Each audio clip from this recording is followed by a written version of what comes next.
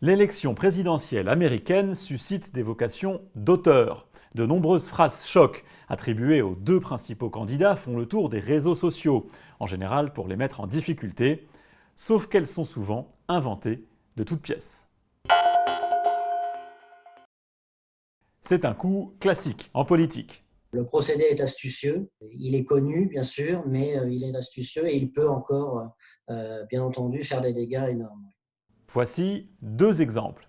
D'abord, cette phrase attribuée à Joe Biden est largement partagée sur les réseaux sociaux. Elle concerne l'épidémie de Covid-19.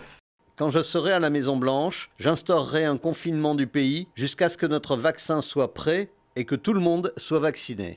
De quoi évidemment faire craindre aux électeurs américains de très longs mois de confinement.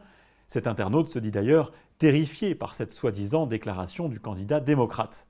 Nous avons tenté de remonter à la source, de retrouver où, quand et dans quel contexte cette phrase choc aurait été prononcée ou écrite. Mais nous n'avons rien trouvé, elle ne semble pas exister ailleurs que dans cette publication Facebook. Et les différentes déclarations de Joe Biden tentent à montrer une position bien plus modérée sur le sujet. Le truc des désinformateurs qualifiés que nous connaissons là, hein, c'est qu'ils mettent la charge de la preuve sur l'autre.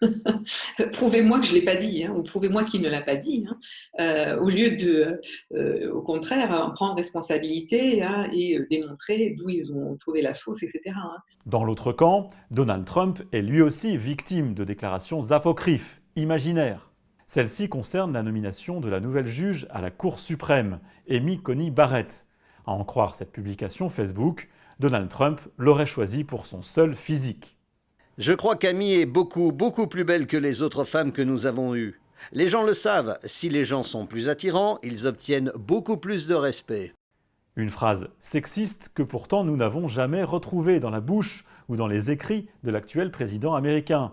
Une recherche sur ce site, qui recense la totalité des déclarations, des tweets et des interventions de Donald Trump, reste négative également.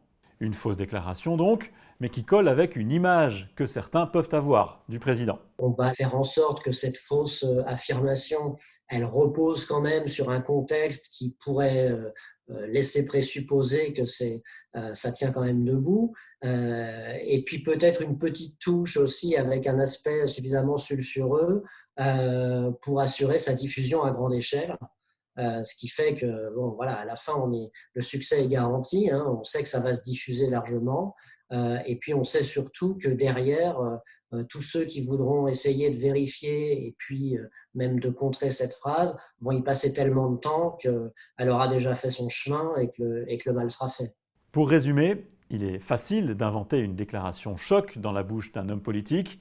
Il est crucial de ne pas les partager s'il n'est pas possible de les vérifier.